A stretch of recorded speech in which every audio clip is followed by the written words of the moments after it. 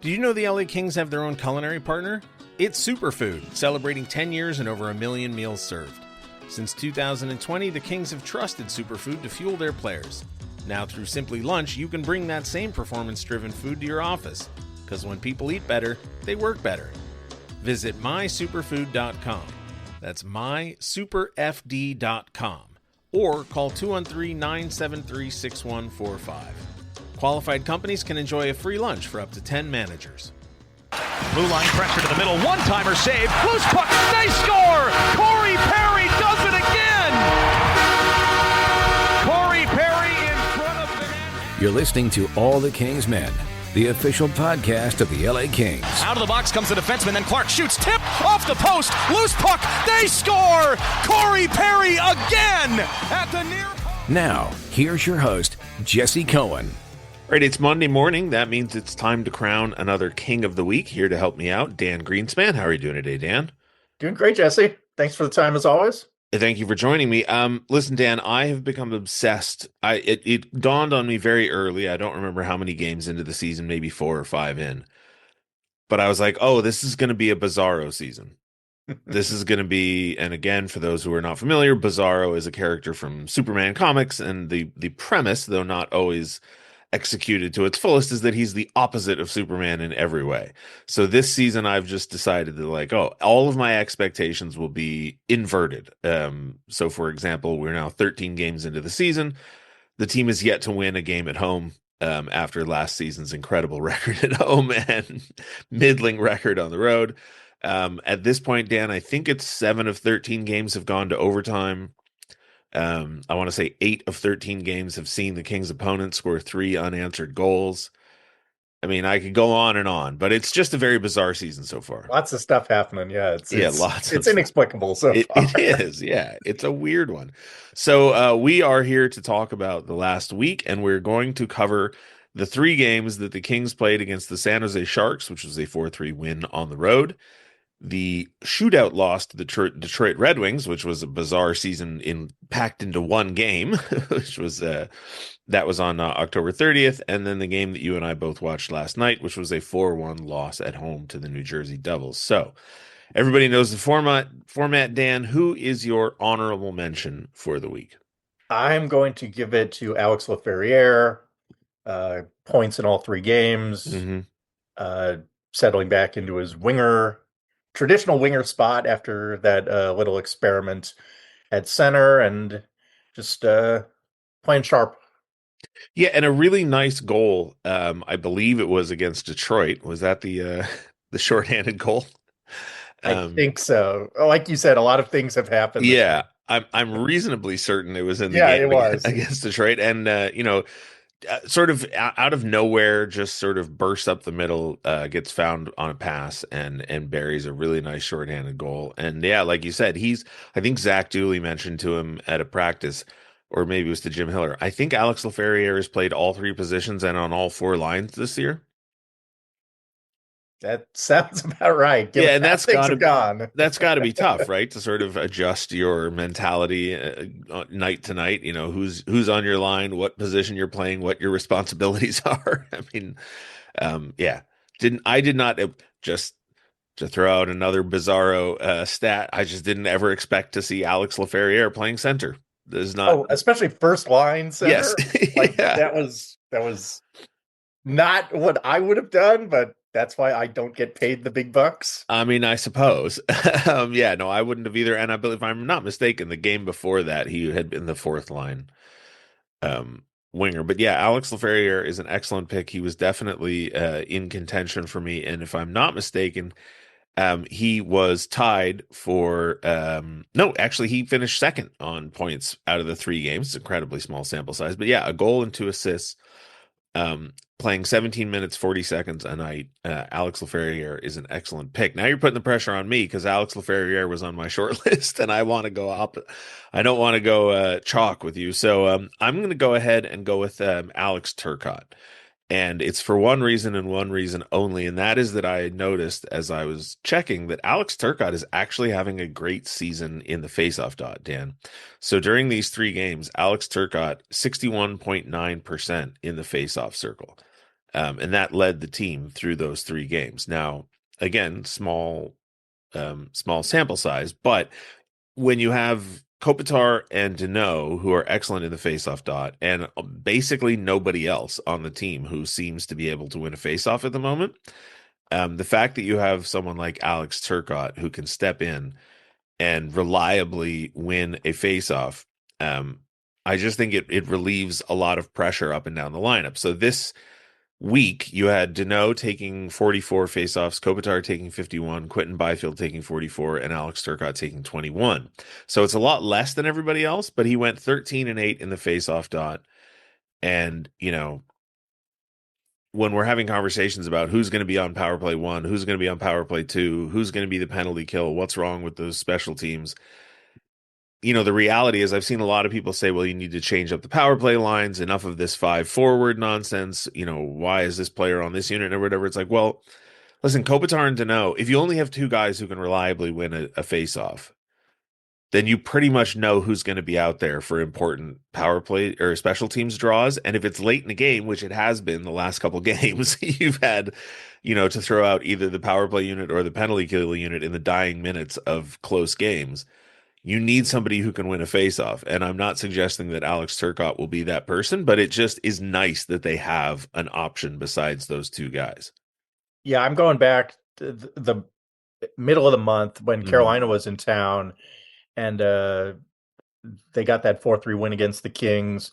And Jordan Stahl had the 2 goals, and Rod Brindamore, unprompted, pointed out how good he was in the circle that night, and went on a nice little mini monologue about when you're starting with the puck versus when you're chasing the puck, what a huge difference that makes. And that is, that, as you pointed out, that has been an issue when you get away from those top 2 guys doing draws for the Kings, and that's something they're going to have to address in the future and improve on as the season goes on, because the control of the game makes such a huge difference.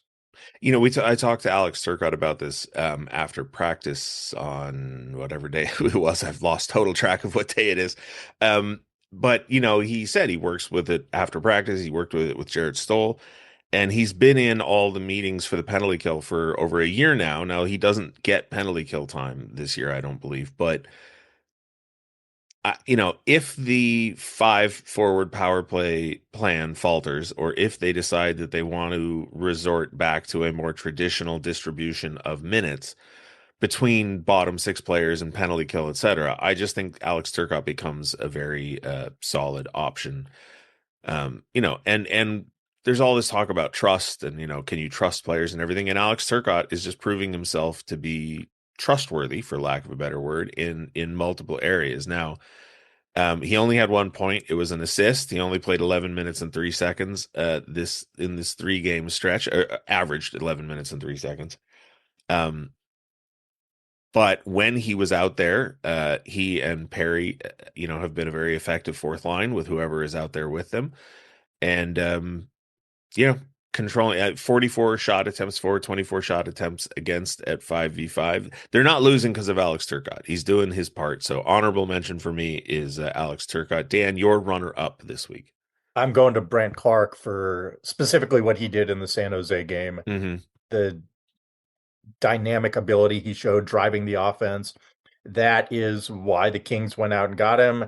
That is why the Kings have refused to touch him in any potential trade scenarios. They see him as the cornerstone future of the blue line, and what he did in San Jose is the exact reason why. Yeah, he was my runner-up as well. So I'm glad that, I don't mind some chalk when it's obvious. And not only did he have that incredible goal to give them the win in San Jose, but after that game, I think he played 13 minutes and change in that game.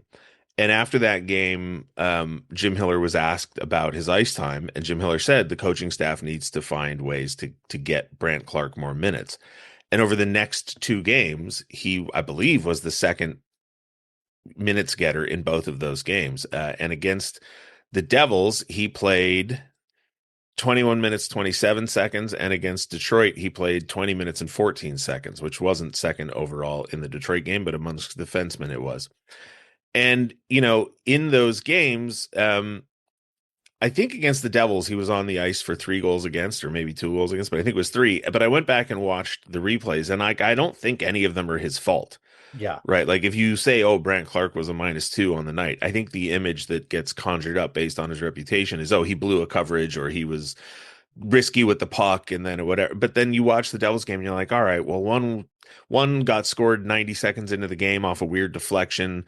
One was sort of I don't want to blame it entirely on Darcy Kemper, but there were all sorts of holes, in space in the net that one of the Devils found. And then, you're looking at a shorthanded goal that wasn't his fault, and an empty netter that wasn't his fault. And so, yeah, I mean, he has stepped up, and to your point about why they got him in the first place, he's a restricted free agent at the end of this year, and his peers are signing massive contracts. And I'm not going to sit here and have the argument about who's better, Brant Clark or Lane Hudson, because obviously the numbers and the trophies go to Lane Hudson. But I would simply ask, if the roles were reversed, if Brant Clark were played the amount of time that Lane Hudson was played, do we not think that Brant Clark wouldn't be capable of putting up those kinds of numbers? Like if there were no expectations on him to become something that he will likely never become, if he were allowed to flourish with the skill set that he possesses, I just think I think he'd put up a ton of points. And so every game that they're playing him 13 minutes and not 21 minutes theoretically is costing him actual dollars at the end of the year, which should be a concern to everybody.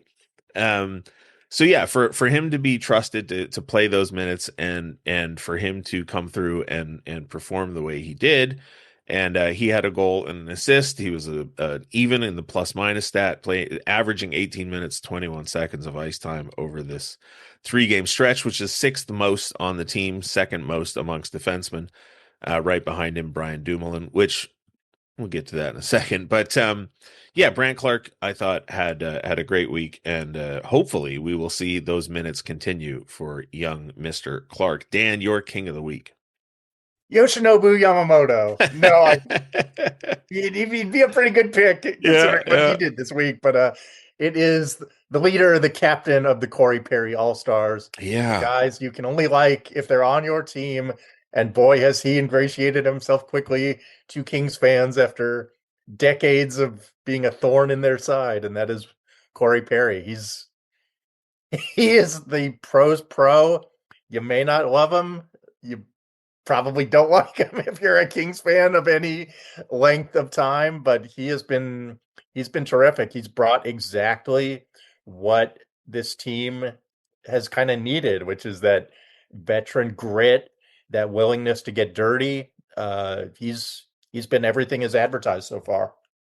Yeah, he had 3 goals on the week, and he is also my pick for king of the week. I mean, this is one. There's every now and then there's a pick that's just too obvious, right? That it just can't be anything else. And it always seems to happen when I'm on the show. Yeah. Well, listen, but yeah, 3 goals, 1 assist, 4 points, plus 3. 23.1 shooting percentage in just 14 minutes 57 seconds of ice time averaged per game. I want to know, when do we drop the first half of the introduction you just gave for him? Like, it's still too early. It still has to be said. It's weird. It's Corey Perry, the Ducks history, the Edmonton Oilers history. Like, it's weird. It's just weird. But at some point, if he keeps playing the way he has played over the last week or two, because he's only been in the game, he's only been on the Kings, like he's only been in the lineup for 7 games, I think. If he repeats this pace over the next month or two, at what point does yes, it's weird, yes, it's Corey Perry, just drop? And when does it just become Corey Perry, LA King extraordinaire? That's a good question. Kind of reading the tenor of the fans, especially this last week, the last couple of games, like the first opening night, very mixed reaction. He got introduced. Sure. The first home games, it was you'd hear some grumblings when he was on the puck, but now he seems to be part of the team, and that's a testament to how well he's played. I mean, so he had, I can't remember how many games in a row he scored, but I mean, it was a ton. Um, and last night against the Devils, we're recording this on November 2nd. Uh, Jeff Malott sends the puck across the crease, and Corey Perry's on the other side. And if two Devils hadn't, collapsed in front of him to prevent him from getting his stick on the puck, he would have had another one. Yeah. He was right there, wide open net, puck trickling across the crease, right on his stick. He was in position, he was in the right place, and just, heads up play by two Devils defenders to prevent him from scoring. Yeah, it's crazy. And there's a quote from Drew Doughty. Let me just pull it up here really quickly. Asked about, the play of Corey Perry, and Drew Doughty, obviously familiar with Corey Perry, friends with. He said, "I told you so. I told everybody." Hold on, let me lost it again for a second. Okay. I told everyone this was going to happen, Doughty said. He's a great player, great pro. My goal was solely because of him standing in front of the net, and we don't have enough guys to do that. To be honest with you, he's one of our only ones. It's something our other guys should learn from him. And there have been a number of goals this season, Dan, where, and I can't remember which one was the first one, but he's alone in front of the goalie, and there's a cluster of guys 3 or 4 feet away from him, and the puck comes through, hits the goalie, and Corey Perry is completely alone and unmolested in front of the goaltender, available to tap it in, just because nobody thought to cover him, and nobody thought to be at the front of the net. And that's almost how he scored against New Jersey. It's how he scored against almost every goal except for the one he scored from Armia, which I believe was against the Predators. The other 4 have come from him just standing in front of the net.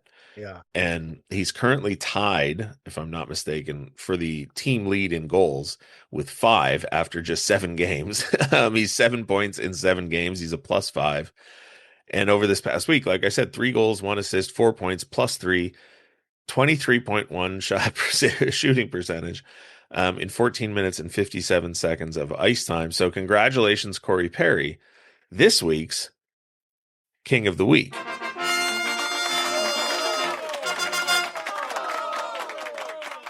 All right, now I said that we would talk about Brian Dumoulin, and I want to briefly touch on it, Dan, because I feel like this was my fault for not thinking about it. But when they signed Brian Dumoulin and Cody Ceci, one of the sort of metrics I run through my head when I try to decide what an upcoming season will look like is I think to myself, well, how much is each guy getting paid? Right. And so people say, like, oh, well, Alex Laferriere should be bumped down to the 4th line so that they can do this, that, or the other thing. And I go, well, Alex Laferriere just scored a big contract, right? I can't remember what he's getting paid this year, but it's like north of $4 million. Yeah. So the likelihood of them signing a guy to a $4 million contract and then slotting him in on the 4th line just isn't likely, right? Like, that's just not how the economics of the game work. So when they signed Dumoulin and Ceci, both to contracts of more than $4 million, and my stupid brain said, oh, well, these are clearly 3rd pair defenders. I'm not entirely sure what I was thinking. Now, I do know what I was thinking. I was thinking they have said publicly that they want to give Brandt Clark more minutes. Yeah. And Drew Doughty is obviously going to play the most minutes on the team, more nights than not. So that means that Cody Ceci is going to be a 3rd pair defenseman. But then they switched the pairs, and now Ceci's playing with Anderson, who they're also going to play a ton of minutes. But I said we were going to talk about Brian Dumoulin. Brian Dumoulin is averaging 19 minutes and 43 seconds of ice time through 13 games and is behind Drew Doughty, but ahead of Mikey Anderson in average time on ice. And I don't have the numbers to back this up 100%, but I'm reasonably certain that if you go through game by game, the only player who has led this Kings team in minutes per game that isn't Drew Doughty is Brian Dumoulin. And I simply would not have expected that this summer. Yeah, it's been weird for a lot of reasons, as we've said. But yeah, the idea, especially of breaking up that Anderson-Doughty pairing, which has been such a stalwart over the last few seasons, is it caught me by surprise, and it was pretty telling about how they thought their defense was playing in a number of regards. And I assume when we get back to the playoffs and it's crunch time, it'll be Mikey and Drew. But yeah, it's been strange to say based on what you would have thought when the guys were signed. Yes. Yeah, bizarro season. So Doughty and Dumoulin have played 150 minutes and 48 seconds at even strength together through 13 games. Cece and Anderson have played 136 minutes and 55 seconds, and they broke up Dumoulin and Cece very quickly. I mean, I believe it was after 3 games, Yeah. and I get it. Those were not a good 3 games, but a lot of other things were happening in those 3 games, Hmm. and it's still only 13 games into the season, and I would argue that the Kings are still dealing with issues of consistency and identity and all Yeah. those words. But I don't think it's as simple as, oh, the D pairs didn't work and that's why all of these penalties and the penalty kill is bad, et cetera, et cetera, et cetera. So with Dumoulin and Cece as a pair, the Kings had no goals for and 5 goals against through 3 games. But that's just 3 games, if I'm not mistaken. Meanwhile, on the penalty kill, um, through all 13 games, Dumoulin and Cece as a pair have played 25 minutes and 30 seconds and only been on the ice for 2 goals allowed. And I think those 2 goals were very recently because I checked this stat a couple days ago and it was 0. Um, they're much better as a penalty killing tandem than they are an even strength tandem. Hmm. And I have all sorts of theories about why that might be. But I asked about the Corey Perry thing and when do we drop oh, it's weird that it's Corey Perry. I just want to know, like, how deep into the season do we see Drew Doughty and Mikey Anderson reunited? Because if Brian Dumoulin is going to keep playing all those minutes, and if Brant Clark is going to keep playing all those minutes, the obvious solution to me seems to be Edmondson, Cece, Dumoulin, and Clark. And Anderson and Doughty. But I mean, I could just be making that up completely. I've lost the plot totally on what to expect. Um, so that's just my real question is, like, when do we see Anderson and Doughty reunited? Because I can't believe that we'll go the rest of the season without seeing it. Oh, absolutely. Yeah.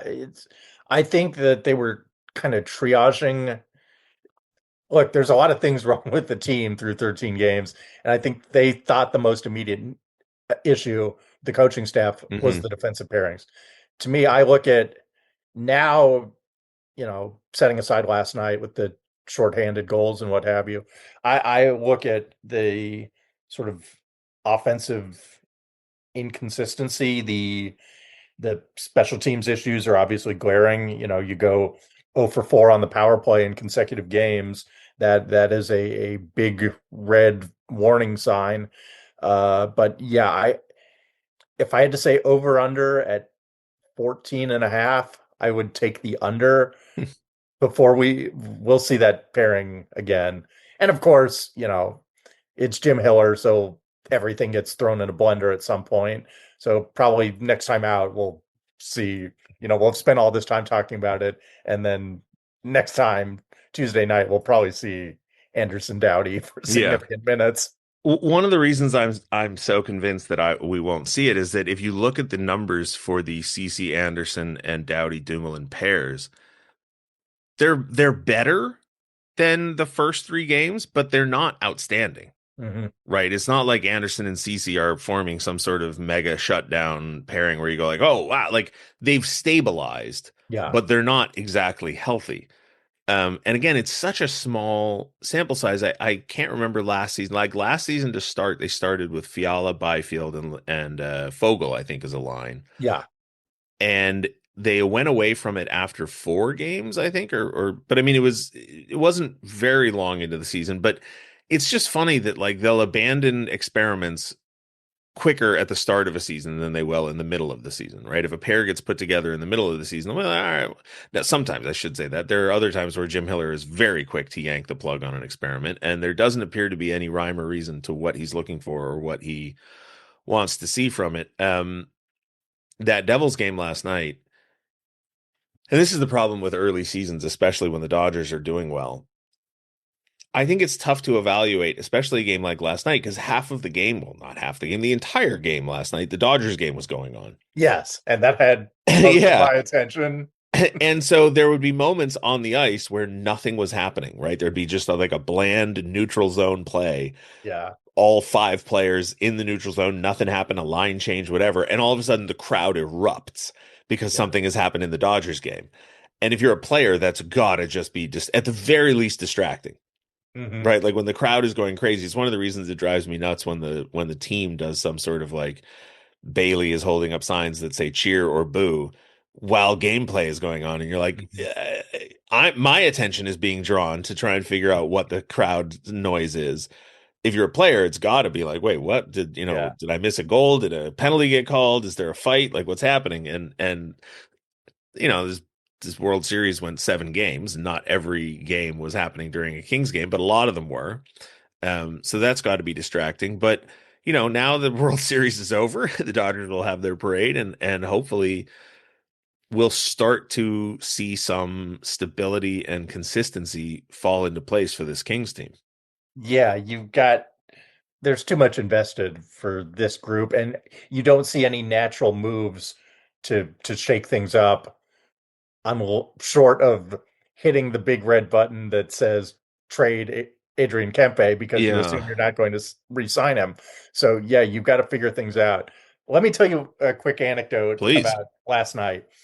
So I was on the New Jersey side of things for post game. Hmm.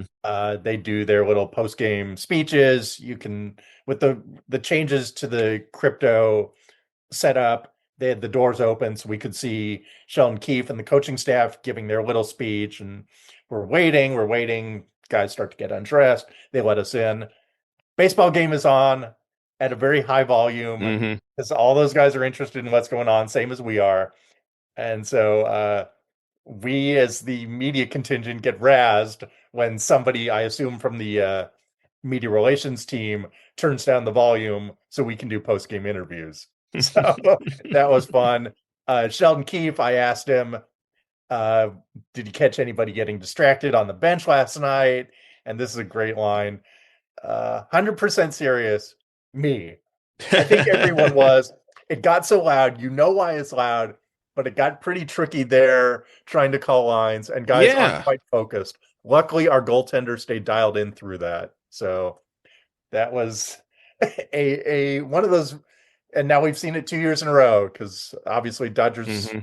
won during a Kings game last year, and but yeah, so it's one of the it's just one of those weird things that the sports calendar lined up and the timing lined up, and it was a memorable moment. It'll probably be maybe one of the two or three most memorable home games of the season, you would think. I don't know when they finally turned the game off, but as the game ended, I was standing in the press box waiting for the elevator, and the Dodger game was up on the Jumbotron and nobody was leaving. Yeah. And I saw a video that made it look like they let people stick Oh around for yeah, a they while. so I was up in the press box. Andrew Knoll from the SoCal Hmm. News Group next to me, Greg Beecham from the AP down the way. We were all writing away when Will Smith hit that home run and took the lead, and then the Dodgers won it in the bottom half, and people stuck around. That's And so crazy. Peter was doing the "Let's go Dodgers," and he hit the "I love LA" when the Dodgers won it. It was fun, and credit especially to everybody, all the security and guest services people at crypto. I'm sure based on the interactions around behind us, a lot of them were as interested in the game, but for them to stick around when you know they could have gotten the heck out of there as soon as the Kings game was over. So very fun night, For except for for Dodgers fans, yes, except for the so game on the ice, yeah. Except unless you were there just to see the hockey game, which I yeah, was. Yeah, it was a tough one, and at least you could say of other home games, right? Because that Detroit game was equally memorable for all yeah, the wrong reasons. They got to get a win at home. yeah, They've got 2 more home games left on this homestand before a 6-game road trip through some tough territory including 3 games in Canada. I don't want to get like overly dramatic, but I feel like they have to win one of these 2 home. Like if they don't win a home game before, I don't know when they come back on that after that roadie, but like if they don't win a home game before Thanksgiving, that's tough to come back from. Yeah, and I mean, you look at the quality of competition coming in, it's Winnipeg on Tuesday and then Hmm. Florida on Thursday, and those Yeah, are two extremely legit teams. And man, you got if you don't win that Boston game when you come back on the 21st, like then then you might have to be thinking about some of those drastic nuclear moves. red button Yeah. options. I mean, so I was looking at it last night, and I'm pretty sure I'll be okay. So over the next 4 games, you've got the President's Trophy winner, the two-time defending Stanley Cup champion, the Pittsburgh Penguins, who are tied for the lead in the Metropolitan, the Montreal Canadiens, who are the division leaders of the Atlantic, the Toronto Maple Leafs, who are off to a soft start, but are still the Toronto Maple Leafs with a ton of Mhm. offensive firepower. The Ottawa Senators, who confound me, I don't understand them, but they're in third place in the Atlantic, and they have a lot of good players. The Washington Capitals, who are still the Washington Capitals, Ottawa and Washington loaded with former Kings, by the way. So Ottawa and Washington, and maybe even Toronto off to slow starts. San Jose is the final game of that road trip again. But that final game of the road trip is a road game against San Jose, and then the first night of back-to-backs, and Boston is in town the next night. And Boston also not they're 7-7, but like it, it's not nothing. Then Yeah. another game against Ottawa, and then Thanksgiving. So only 4 home games between now and Thanksgiving. And yeah, I'm going to go ahead and be dramatic. They have to win at least 2 of them. Otherwise, there are 2 or 3 red nuclear option panic buttons. One is, Yeah. if the Adrian Kempe contract situation doesn't resolve, and I have gone on rants on different platforms about that, they have to just pay him at this point, Dan. Because otherwise, not paying him is ipso facto pushing one of the buttons. Yeah. Um, the other red buttons are, front office changes, which are much larger red buttons, much more drastic, more, more dramatic. And then I mean, like, what do you do? There's only so many moves available at this point, and Yeah. none of them are appealing. Yeah, I mean, there's always the weirdness of when you have a new GM and an inherited coach. Hmm. And it seems like they're invested in Jim Hiller, but this is hockey, and we've seen seasons where practically half the league turns over in season, and it's the one of the handful of sports where you can hit that button and bring about big change. So that is always in the back of your head. For the Kempe thing, I've been thinking about this a lot. If you're Adrian Kempe, don't you kind of have to go to the market at this point? Even if you know you're going to re-sign with the Kings, Yeah. don't you have to go to the market, get the best possible offer, and say, okay, Kings, match or $1 more or what have you? So, Because I mean, you're not wrong. I will just say this because I have also been thinking about this a lot. If you're Adrian Kempe's let's differentiate between Adrian Kempe's agent and Adrian Kempe. yeah, yeah, If you're Adrian Kempe's agent, absolutely. You wait till the last possible moment. You hold out. You see what the market, because all these players, one of the arguments was, well, you can sign fill in the blank in the offseason. Well, there's not going to be anybody left in the yeah, offseason. Everybody is signing extensions with their teams. So that option shrinks by the day. If Adrian Kempe does make it to market and is the most appealing candidate left in the free agency market, his price goes up just by circumstance, yeah. right? By Never osmosis, yeah, mind market forces or market price. Like if he's the only star player available, yeah, he gets a huge honking contract from some desperate team. So yeah, if you're his agent, you absolutely say we are going to drag this out as long as possible. And I keep seeing reporting from people that say, oh, he wants to stay here. He wants to stay here. And to which I always want to add the caveat. He wants to stay here if the conditions meet his team's requirements. Because if the Kings come to him and say, we're going to pay you $5 over 8 years and not a penny more, then guess what? He doesn't want to be here because nobody would do that. Yeah. And if the Kings came to him and said, we'll give you the max, whatever it is, $20 million a year for 8 years, well, then of course he wants to be here. So that's what negotiations are, right? And finding the middle ground between I don't want to be here and I absolutely do want to be here. And if his team were, committing malpractice, they would publicly announce, yeah, he doesn't want to be here. Because implied in I don't want to be here is trade me. So of course they're saying he wants to be here. That's what keeps negotiations open.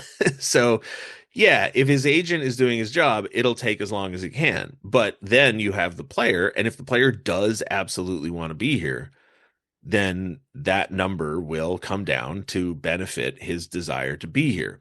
What I don't understand is if for whatever reason, whether the team can't reach an agreement, whether he just decides he doesn't want to be here, whether his agent wins out, if they don't re-sign Adrian Kempe, Dan, what do?